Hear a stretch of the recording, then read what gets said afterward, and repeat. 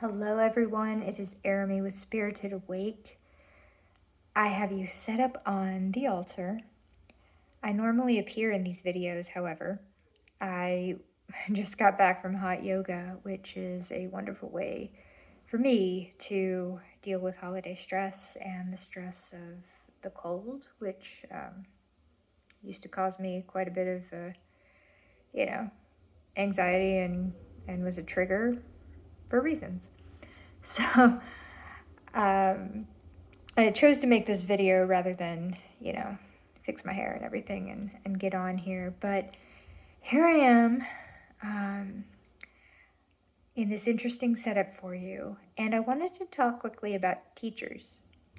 I've been speaking to a few people and just getting kind of a collective, like, I'm looking for a teacher. How do I know about teaching? Like a lot of the same questions, the way that I always choose to make these videos. To try to answer everybody's questions that, as they appear in my sphere. So,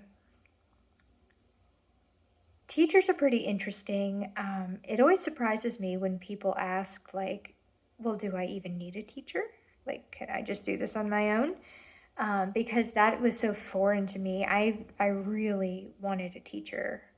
In the 90s, I was like learning by myself. We didn't have the internet. At the time, I was identifying as a Wiccan because I didn't know what else to call myself. I was just getting books from the bookstore and casting circles in my room, and I wished desperately for a teacher. I really wanted somebody to just appear, and no one really did. And I learned a tremendous amount. And when I finally left school, graduated high school and left home, and I met these other Wiccans and pagans, and joined even like a couple circles and like a coven or two. I didn't like it. I felt, here were my prayers being answered. Here were some people, nobody I wanted as a teacher, to be honest with you. But here were some other people, at least like-minded souls, to hang out with. And I felt very hampered by the way that they worked. And just like, oh, we have to stand here in this certain way with our hand at this exact angle and say these exact words to call in these exact spirits the same way every time. It just didn't feel, I was used to like flowy and authentic and like, I'm not saying that isn't authentic. That was not the right word. Flowy and organic is what's in my head. And that's what I was used to. And I think, and that's what gave me comfort. And, just like the wind, I was really like working like the wind and flowing water and stuff like that. The people I was meeting gained a lot of grounding and a lot of comfort from doing their rituals the same way every time. That's what grounded them and that's what they liked. And so I just wasn't compatible with that. So that's a great example of like, if you're looking for a teacher after you've been studying for a long time by yourself, it's going to be very different than if you're brand new and, you haven't learned much yet. Either way, when you find a teacher, and it needs to be somebody that you want to be around. I laugh because occasionally people will be like, oh, you've got to work with so-and-so. I'll hear them say that to like new people, like so-and-so is the best in town. Well, what does the best in town mean? That just means that that's the one that you like, and you are the person speaking. And, let's not like lead people into that. The most I will ever do is say, well, I work with so-and-so and we work on X, Y, and Z. And, that gives like just kind of some structure without, emotionally like leading anybody anywhere. I usually have a couple of teachers at a time.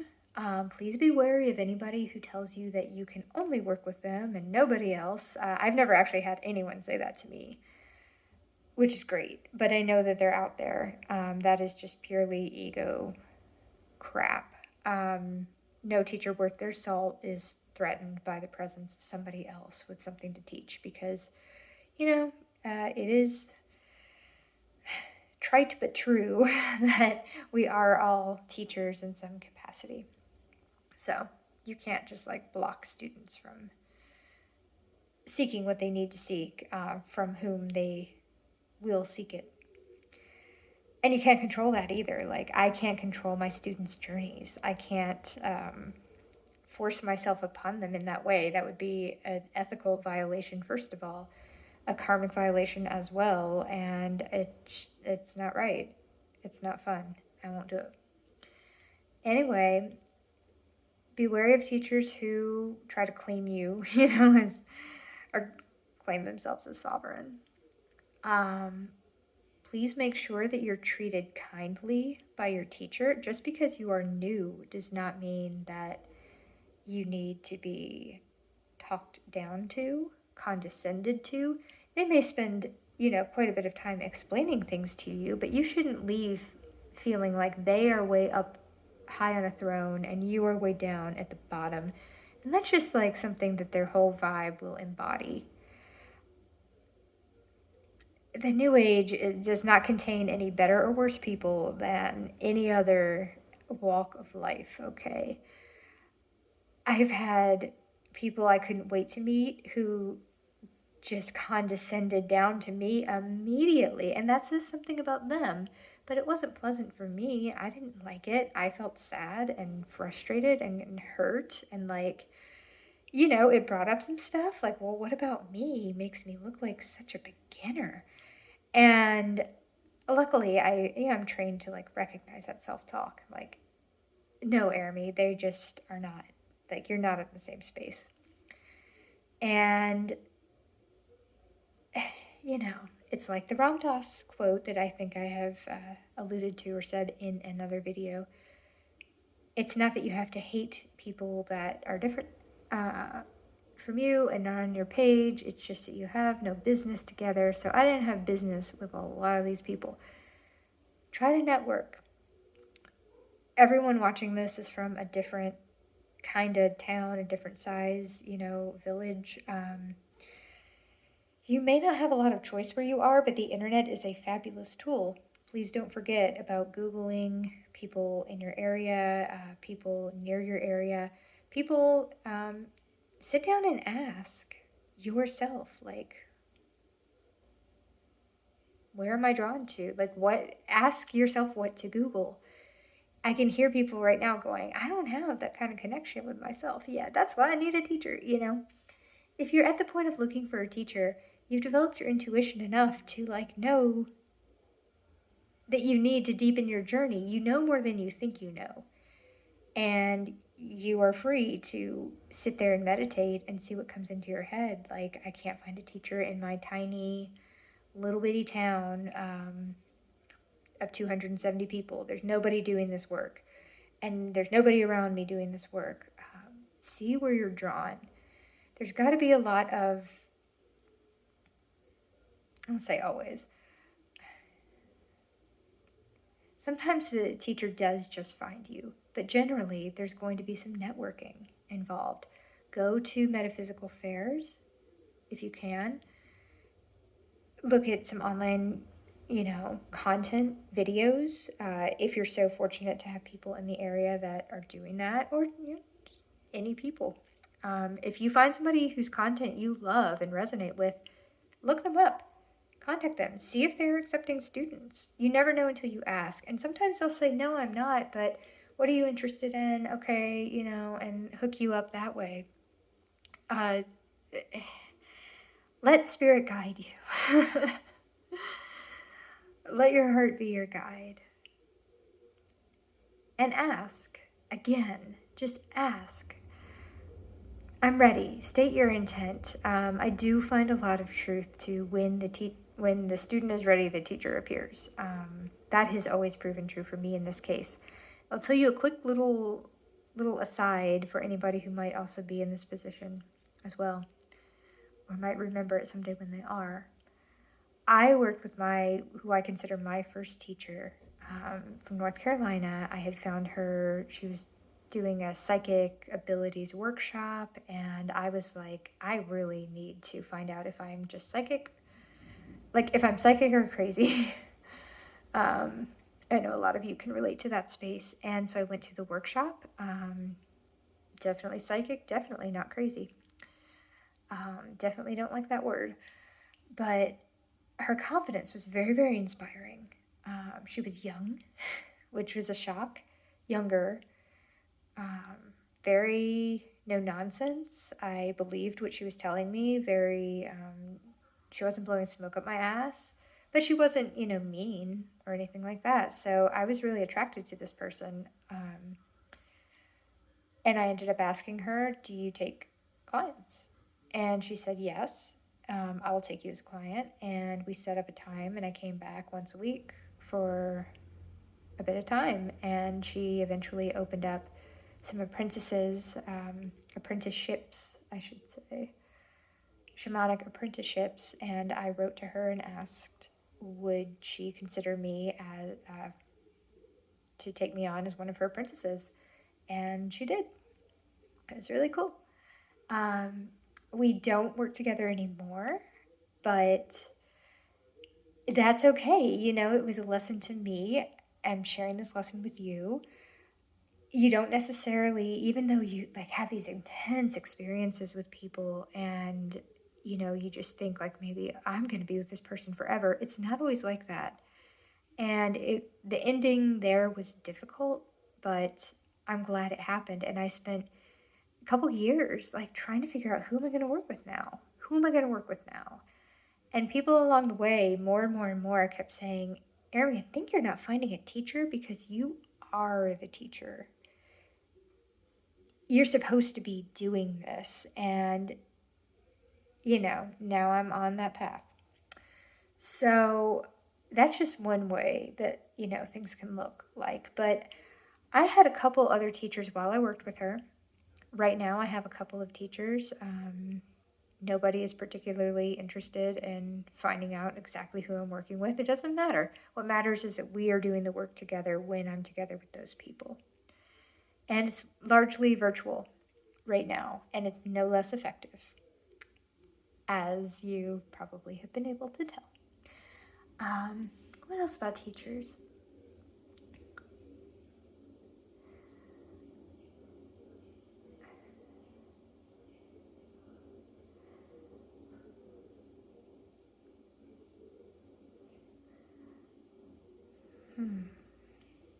Perhaps that is all. I hope this has provided some focus for you.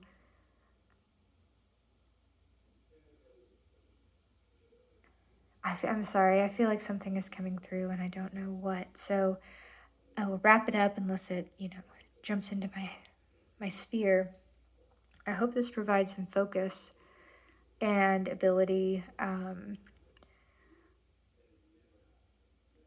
to move forward for you. But my big message is, please don't stop studying. Please don't think that you have to have a teacher to do this work. They are very helpful, mostly in the realm of interpreting your experiences, because some of these experiences are so new and strange, and they can really make you question,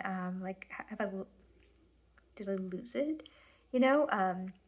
At least 2 or 3 major times that's pretty hysterical calls to my first teacher going, "You won't believe what just happened. I'm insane. I think, do I need to commit myself somewhere?" It was that big. And she was on hand to go, "That's happened to me too. Here's what's happening when that happens." And it was like, oh my gosh, I never thought anybody would understand, but she did.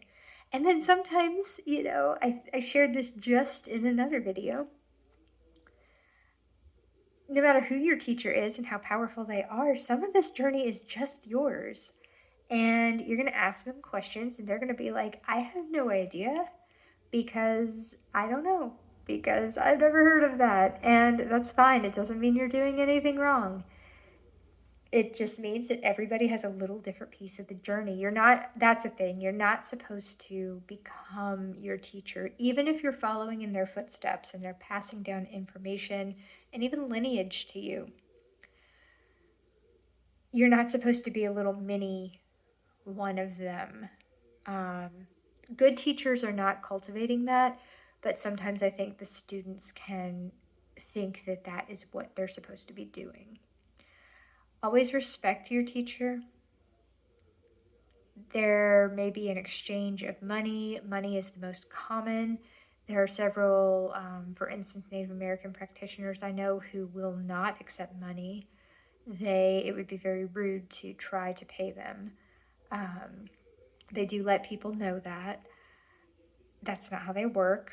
Often there is an offering basket set aside at ceremony, and you need to take it upon yourself to go and look for that, or ask somebody else, is there a place I can leave an offering? Sometimes they will direct you, sometimes they won't. By they, I mean the teacher, the person leading the ceremony. Others can help you.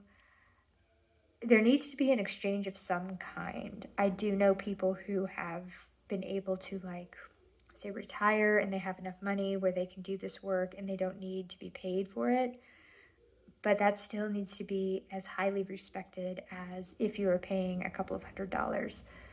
It's all an exchange, and it's a reflection of the exchange that the teacher has put into their learning. Some people have a lot of blocks and issues with money, and so even if they have paid a lot of money, they don't want you to pay a lot of money because it has such a bad, like,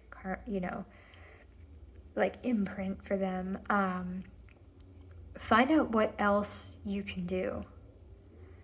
I know people are thrilled to be asked, can you, like, bring them food? Can you garden for them? Just, do you have skills? Can you barter something? That can always be interesting. But if a teacher is saying, here's my fee, don't barter with them. Don't try to talk it down. Don't say, well, I can't give you, X, but would you accept X? Really rude. The teachers set their fee for a reason. It's not a bad thing to accept money. It's not a bad thing to pay money. You're investing in yourself. You're investing in your life and your time on this earth and in this lifetime.